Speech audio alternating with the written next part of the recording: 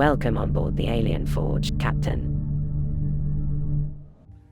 Coucou tout le monde, c'est Aricia de Alien Forge. Aujourd'hui je vous retrouve pour vous parler de mon prochain costume que j'ai déjà commencé l'année dernière pour ceux qui me suivent sur Instagram. C'est le personnage de la diva Blava Laguna du film du 5e élément de Luc Besson. C'est un film qui maintenant qui commence à se faire un petit peu vieux, il est sorti en 1997. La diva Blava Laguna, pour ceux qui ne visualisent pas, c'est elle. C'est une cantatrice dans la scène de l'opéra. Elle est jouée par Mawen et le chant est interprété par Inva Mula Chako. Donc pour toute la partie humaine, le chant est interprété par cette personne. C'est un personnage qui compte énormément à mes yeux parce que je pense que c'est elle qui m'a fait vraiment aimer les aliens et j'ai une fascination pour son personnage depuis que je suis enfant. Donc la vidéo d'aujourd'hui sera destinée à vous présenter un petit peu le personnage, vous présenter le costume et également vous faire un petit récap d'où j'en suis dans la création de ce costume à l'heure actuelle. Ce qu'il faut savoir, c'est que je l'ai commencé l'année dernière. En vrai, c'est le costume du fail. Du coup, pour décrire un petit peu le costume, il est composé d'une robe bleue près du corps qui finit évasée un petit peu en forme robe sirène, d'une ceinture qui est reliée à une plaque dorsale et qui est également reliée à une chaise-piste qui remonte sur le cou et sur les oreilles. On y trouve également des petits bracelets, une coiffe en forme de conque, un réassort en couronne et quelques lécous qui lui sortent du côté du crâne et du dos. Pour les personnes qui ne sont pas familières du jargon cosplay Star Wars, des lécous c'est les tentacules qu'elle a sur les côtés. Dans Star Wars c'est les tentacules des Twi'lek. Je vous disais juste avant que c'était le costume du fail parce que j'ai testé plusieurs techniques et elles ont toutes foiré l'année dernière. Voilà. Donc dans un premier temps, j'ai sculpté les bracelets. J'ai fait un moule en plâtre, j'ai tiré les bracelets en latex et ça donne ça. Sur le coup, ça paraît bien. Le problème c'est que le latex se rétracte dans le temps et que comme vous pouvez le voir là, il y a maintenant 1 cm d'écart. Vous pouvez le voir dans le moule. En constatant ce premier échec-là, je me suis dit que j'allais passer à autre chose. Ce que j'ai commencé à faire à la base, c'est que je voulais sculpter, mouler et tirer en latex crémé. Même technique du coup que pour faire un masque comme celui-ci. Toute la robe. Mais j'ai rencontré plusieurs problèmes dans la fabrication de la sculpture. Premièrement, j'ai utilisé des plaques de styrofoam pour faire la base de la jupe. Je voulais les découper dans la forme globale de la jupe et ensuite sculpter réellement la jupe par-dessus à mes dimensions. Outre la quantité astronomique de latex que ça m'aurait demandé, humainement parlant, gérer un moule comme ça, c'est pas possible quand on est tout seul. Ensuite, j'ai voulu, une fois avoir découpé toutes les plaques, j'ai voulu les coller une à une. Je me suis dit que la colle chaude, c'était pas le bon plan. Vu que c'était chaud, ça allait faire fondre la mousse du styrofoam. Donc j'ai utilisé de la néoprène. Deuxième erreur, c'est effectivement la néoprène qui fait fondre les plaques de styrofoam. J'ai laissé tomber la jupe pour le moment et je me suis dit que j'allais passer à la création du torse. Pour pouvoir faire le torse, il me fallait un exemplaire de mon torse à moi. Je ne pouvais pas le faire sur mon mannequin de couture, donc j'avais prévu de faire un moulage de mon torse en bande de plâtre. Ne faites pas ça, les moulages en bande de plâtre, c'est pas une bonne idée, ça chauffe, c'est dangereux, ne faites pas ça. Outre cette petite interdiction là, je me suis dit que j'allais quand même le faire et que j'allais être aidée d'une personne. Le problème que j'ai rencontré, c'est que à ce moment-là, je n'avais personne dans mon entourage qui savait faire des moulages. Donc la personne que j'ai eue à ma disposition à ce moment-là, qui a bien voulu m'aider, n'a pas pu faire comme il fallait en fait. Le résultat des courses, quand on a enlevé les bandes de plâtre de mon torse, ici, ça s'est cassé et sur les bas du torse, ça s'est cassé également. Bref, première technique inutilisable.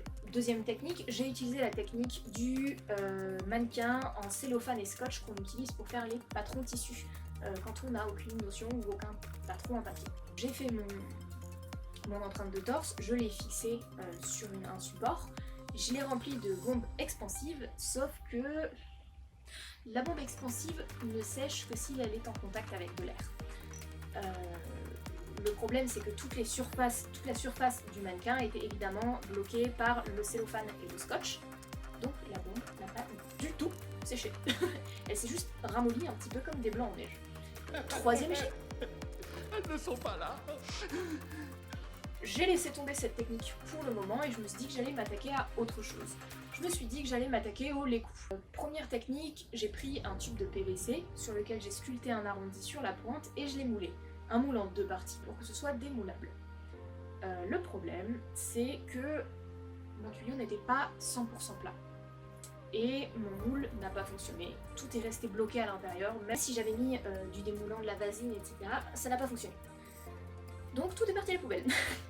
4e échec. Mais je me suis dit que j'allais quand même tester d'autres techniques. Je me suis dit que j'allais reprendre la même technique pour faire la base du lait cou. Donc un tube en PVC sur lequel je sculpte un arrondi et j'allais faire des couches de latex estampé. Donc peindre du latex dessus, laisser sécher et le retourner. Sur le test que j'avais fait, ça a fonctionné plutôt bien, hein, comme vous pouvez le voir là. Donc je me suis lancée à le faire sur une grande échelle, sur toute la longueur du lait cou. Je me dis que c'était quand même très long. Et surtout que le latex accrochait pas bien du tout. Le latex perlait totalement parce que la surface du tube en PVC est totalement lisse en fait. Sauf que moi c'était l'aspect lisse qui m'intéressait. Vu que c'était l'intérieur du tirage en latex que j'avais utilisé, je pouvais pas le poncer pour que le latex accroche. Donc je me suis dit que j'allais faire une autre technique. 3e technique pour faire les lait cou. J'ai utilisé un tube de PVC d'un format un petit peu plus gros que le tube qui m'a servi à sculpter le lait cou. Et j'ai scellé le fond. J'ai versé du latex à l'intérieur et ensuite je venais tremper mon lait cou tout du long. Ça fait la même chose que quand le latex est mis au doigt en fait. Ça n'a pas du tout séché, ça perlait totalement. Un nouveau fail, je sais plus à combien on en est, je pense qu'on en est à 6. Passé cet échec là, je me suis dit que j'allais attaquer autre chose. J'ai constaté que lorsqu'on la voyait de face, sur son torse, on pouvait voir des sortes de barres, comme s'il avait des baleines en dessous. Donc j'ai analysé ça comme étant la présence d'un corset ou d'un serre-taille. Donc j'ai commencé à travailler sur un serre-taille. Il a tourné plutôt bien, comme vous pouvez voir sur les photos. Le problème que je rencontre, c'est qu'entre-temps, il y a 1 an qui est passé, peut-être même un petit peu plus, je crois maintenant, et que j'ai pris du poids. Voilà, parce que ce sont des choses qui arrivent, c'est pas très grave. Le problème, c'est que maintenant, le corset ne me va plus très bien, je pense. C'est pas un problème dans le sens où il ne se verra pas, mais c'est moins satisfaisant que si le corset avait été nickel, à la bonne taille, etc. Donc je considère pas ça vraiment comme un fail, mais comme un demi-fail, étant donné que je n'ai pas raté, mais potentiellement, je vais devoir le refaire. C'est tout à l'heure actuelle pour les fails, je pense que c'est déjà bien assez. Voilà. Maintenant, j'ai quelques petites anecdotes à vous raconter sur la diva. À force de regarder avec insistance toutes ces scènes, j'ai constaté qu'il y avait un truc chelou sous son dessous-de-bras. Alors au début j'ai pensé que c'était déchiré, que sa robe était déchirée sous le dessous-de-bras. Après je trouvais que c'était quand même un petit peu bizarre pour une prod d'aussi grande envergure qui laisse une robe déchirée aussi visible, et surtout qu'il y ait la même déchirure sous les dessous-de-bras. Donc j'en ai déduit au final que c'était très certainement des petits trous d'aération, parce que effectivement quand un corps doit porter une robe, je pense qu'elle est en latex, que quand un corps doit porter une robe en latex pendant une aussi grande durée, qui est un matériau du coup qui ne laisse pas respirer la peau, il faut forcément laisser des zones d'aération, sinon le corps il n'en peut plus, il transpire à grosses gouttes, et pour un personnage comme celle-ci, c'est comme la diva, pardon, ce n'était pas possible. Donc il devait forcément faire quelque chose pour que l'aération se fasse quelque part. Aussi une petite anecdote que j'avais trouvée assez rigolote, c'est qu'à la base, c'était pas Mawen qui était censée jouer la diva. Donc à la base, Luc Besson voulait que ce soit elle, mais elle n'avait pas très envie. Le fait est que l'actrice qui est censée incarner la diva n'a pas pu se présenter le jour du tournage. Résultat des courses, Mawen faisant les mêmes dimensions, les mêmes proportions que l'actrice originelle, c'est elle qui a incarné la diva. Mais du coup, on peut constater qu'il y a des plis, comme on peut le voir sous ce screen là, sur l'arrière de sa coiffe, parce que forcément, j'imagine que sa coiffe n'était pas à la même taille que Mawen, elle n'était pas à sa taille. Et également, donc, c'était un personnage dont l'esthétique était 100% secret avant jusqu'au jour du tournage de la diva. C'est-à-dire que les acteurs, Bruce Willis, etc., aucun n'avait idée de ce qui se passait, de qui allait monter sur scène et comment serait le personnage.